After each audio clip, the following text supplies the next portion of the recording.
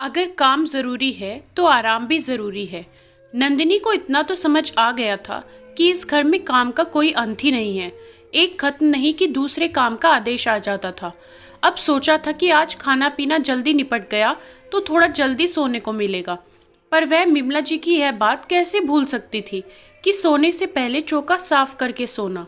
यही तो हुक्म था ना उसकी सास का, और उसने भी अपने दिमाग में अच्छी तरह बैठा लिया कि रात में सारा चौका बर्तन साफ करके ही सोना है। सुबह बासी रसोई में काम नहीं किया जाता, और बर्तनों से जो बदबू आती है वह सास को बिल्कुल पसंद नहीं है। बहू, मेरी एक बात ध्यान से सुनो।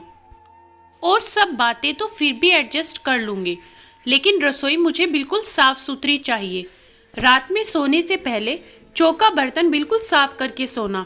मीना सुबह आती है, लेकिन वह सुबह 8 बजे के बाद आती है। उसके पहले घर के लोग चाय पी चुके होते हैं, और तुम्हारे बाबूजी दुकान पर काम के लिए निकलने की तैयारी कर रहे होते हैं। उन्हें सुबह नाश्ता करके जाना होता है, इसलिए उसके पहले रसोई साफ होनी चाहिए। उस दिन नन्ही को लग रहा था कि उसकी सास एक बहू से नहीं बल्कि एक कामवाली से बात कर रही है। जी माँ जी, उसने नीरी आवाज में सिर्फ यही कहा कि माँ जी, रात की बजाय अगर ये छोटे मोटे काम सुबह सुबह निपटा दिए जाएं तो। तब सास बिफर कर बोली, ना ना बहू, ये इतना सारा काम सुबह सुबह नहीं हो पाएगा, इसलिए चौका बर्तन रात में करके सोना ही सही रहेगा। पूरी जिंदगी मैंने रात में सोने से पहले रसोई साफ की है, तो तुम भी रसोई साफ करके और बर्तन धोकर सोना। बाकी बचे हुए बड़े बर्तन मीना आकर धो देगी, लेकिन सुबह नाश्ते तक काम कर आने वाले बर्तन तुम धोकर सोओगी। सास ने उसके लिए लगभग एक फरमान ही जारी कर दिया कि वह रात में सोने से पहले पूरी रसोई साफ सुथरी करके बर्तन धोकर सोए, जो क्रम अब तक जारी था। इधर मुन्ना के होने के बाद से नंदिनी को बहुत परेशानी होती थी, क्योंकि अभी मुन्ना 8 महीने का था और सारा काम करते करते वह बीच में जाग जाता तो उसे हाथ का काम छोड़कर उसे देखकर आना पड़ता था। इससे उसे काम करने में रात में और देरी हो जाती थी। जब कभी राहुल आकर कहता कि जल्दी काम खत्म करो नंदिनी, लाओ मैं थोड़ी मदद कर दूं, तो पीछे से सास की व्यंग भरी कर्कश आवाज आती, सही है बेटा, बने रहो जोरू के गुलाम। ऐसा अजगुत तो इस घर में कभी हुआ नहीं। तब राहुल सकपका कर कहता कि अम्मा, मैं तो जरा नंदिनी की मदद करना चाह रहा था। काफी देर हो जाती है उसे सोने में, फिर सुबह भी तो उसे जल्दी उठना पड़ता है। तब अम्मा उसे उड़क कर कहती, और क्या मजाल जो तुम्हारे बाबूजी कभी रसोई में झांक कर भी गए हों। तुमने कभी देखा है तेरे बाबूजी को मेरे साथ रसोई में काम करते हुए, या मेरी मदद करते हुए, या उन्होंने रसोई में कभी पानी भी उबाला है? तू जा आराम कर और मुन्ना को मेरे पास दे दे। यूं रसोई में घुसे रहना और बीवी के पीछे लगे रहना मर्दों का काम नहीं है। पर उस पता नहीं क्यों मुन्ना भी कुछ ज्यादा ही रो रहा था।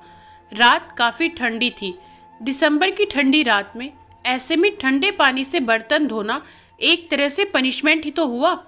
तभी ना जाने नंदिनी के ससुर रमेश जी को क्या हुआ। वह उठकर आए और अपनी बेटी रश्मि से भी कहा कि रश्मि, उठो बेटा, जाओ जरा अपनी भाभी की मदद कर दो। तुम दोनों मिलकर काम करोगे तो काम जल्दी खत्म हो जाएगा।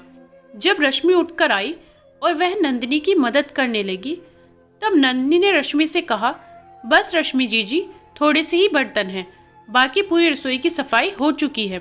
मैं बर्तन धोकर सो जाऊंगी, आप चलकर सो जाइए।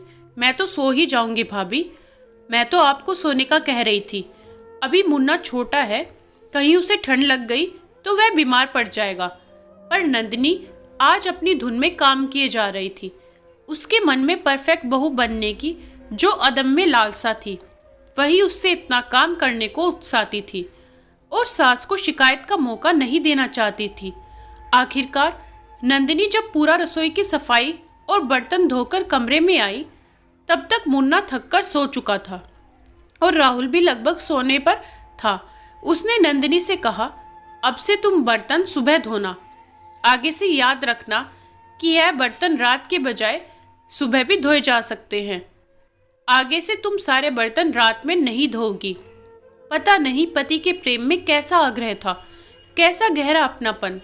कि नंदिनी राहुल का हाथ थामकर देर तक रोती रही और भरी भरी आंखों से राहुल को देखकर सिर्फ इतना ही कहा कि आप मेरा कितना ख्याल रखते हैं, मैं कितनी सौभाग्यशाली। अगली सुबह उससे उठा ही नहीं जा रहा था। उसका शरीर बुखार से बुरी तरह तपसा रहा था और सिर में दर्द अलग से हो रहा था। राहुल उसके लिए चाय लेकर आया तो उसे बड़ा बुरा लगा कि उसके होते हुए उसके पति को काम करना पड़ रहा है।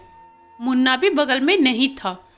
उसे शायद रश्मि उसकी दादी के पास ले गई थी और शायद रश्मि रसोई में नाश्ता बना रही थी। अरे, रश्मि को तो कॉलेज जाना होगा, लगता है उसे आज कॉलेज जाने में लेट हो जाएगा, नंदिनी बोली। तो राहुल बोला, हाँ, रश्मि तुम्हारे लिए गर्मा गर्म टोस्ट बनाकर ला रही है। अब तुम जल्दी से उठ जाओ, ब्रश कर लो ताकि नाश्ता कर सको। तुम्हें ठंड में थोड़ी सी हरारत हो गई है। मैं तुम्हें पैरासीटामोल दे करके फिर ऑफिस के लिए तैयार होऊंगा। नंदिनी हड़बड़ाकर ब्रश करके जब रसोई में पहुंची तब तक रश्मि उसके लिए नाश्ता लेकर आ ही रही थी। उसे देखकर रश्मि बोल उठी, अरे भाभी, आप क्यों उठकर आ रही हैं?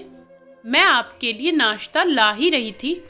नंदिनी कुछ झेप कर बोली, अब मैं सब संभाल लूंगी रश्मि जीजी, आप कॉलेज जाने की तैयारी करो।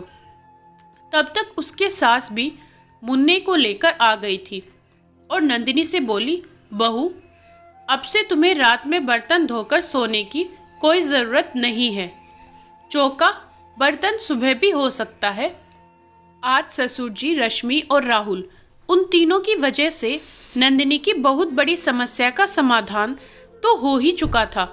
इसलिए वह यूं ही मुस्कुराकर बोली, ठीक है अम्मा जी, आप जैसा कहती हैं मैं वैसा ही करूंगी, कहकर नंदिनी ने मुन्ने को गोद में ले लिया और पूरा परिवार हल्के फुल्के माहौल में रश्मि के बनाए हुए टोस्ट और चाय का मज़ा लेने लगा। दोस्तों, घर परिवार में अगर सबका बराबर सहयोग, तभी सबके चेहरे पर मुस्कुराहट खिली हुई रह सकती है। अब पति के समझाने से और रश्मि और राहुल के हल्के से विरोध के स्वर को भांपकर विमला जी ने भी स्थिति से समझौता करके घर में आए नए बदलाव को स्वीकार कर लिया था।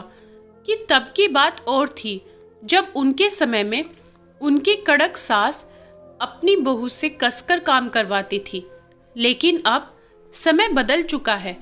वह सारे काम सुबह भी हो सकते हैं।